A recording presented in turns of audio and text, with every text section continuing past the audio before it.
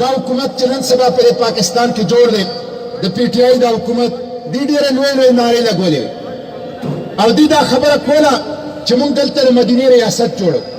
د مدینې ریاست څه ته وایي؟ د مدینې ریاست هغه دی چې 1400 کاله مخکې په مدینه کې زما پیغمبر صلی الله علیه وسلم جوړ کړو.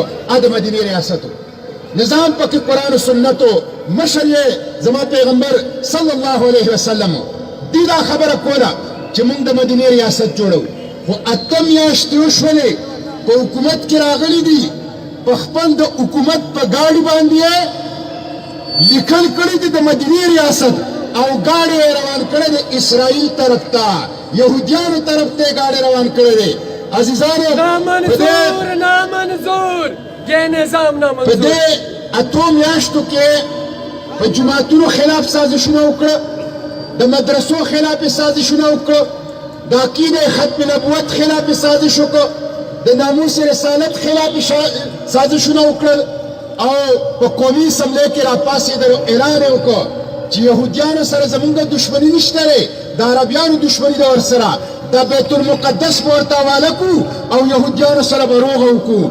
بیت المقدس د عربیانو نه دی، بیت المقدس د رسول الله د امت دی. څنګه چې مکه او په مدینه به سر ورکومه، څنګه چې مکه او مدینه باندې به وینه تویومه، څنګه چې مکې او د مدینې حفاظت به تر خپل وړوکي بچي پورې کوم، دقسې به د قبله اول مسجد اقصی فلسطین او بیت المقدس حفاظت کوو. دا زمونږ خاوره ده، دا زمونږ عزت دی، دا زمونږ غیرت دی، دا زمونږ د ایمان نښه ده. ورونو په دې 8 میاشتو کې بدترین ګراني راوسته. پټرول، ډیزل، ګیس، بجلی، چینی، اوړه، غوړي، ریجې، دالونه، چکن، چرګ مرغي او انډې د دې قیمتونه دا په بره باندې روان دي. بدترین قسمه ګراني مسلط کړه. د ګرانۍ او د مهنګایي او سونامي ده، یو غذاب دی چې د دې حکومت د لاسه په دې پاکستانیانو باندې مسلط دی او قیمتونه بالکل په کنټرول کې نه دي. بدترین قسمه قرضې واغستې، د سعودي عرب نه قرضه، د اماراتو نه قرضه، د بحرین نه قرضه، د قطر نه قرضه، د چین نه قرضه، د ملیشیا نه قرضه، د IMF نه قرضه، قرضې وملي، قیمتونه هم سیوا کوي او د ملک د خزانې پته نه لګي. د ملک خزانه چرته روانه ده؟ د ملک خزانه د حکمرانانو او د وزیرانو جیب ته روانه ده.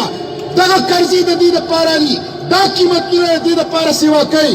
موږ د دې مذمت کوو او موږ حکمرانانو ته وایو د روژې میاشت را روانه ده، مبارکه میاشت را روانه ده. په دې مبارکه میاشت کې ګراني او دا مهنګایي که مو کنټرول نه کړله، د قوم د صبر پیمانه به دا بیا ختم شي او بیا به موږ ستاسو په ګریوان کې لاس اچو.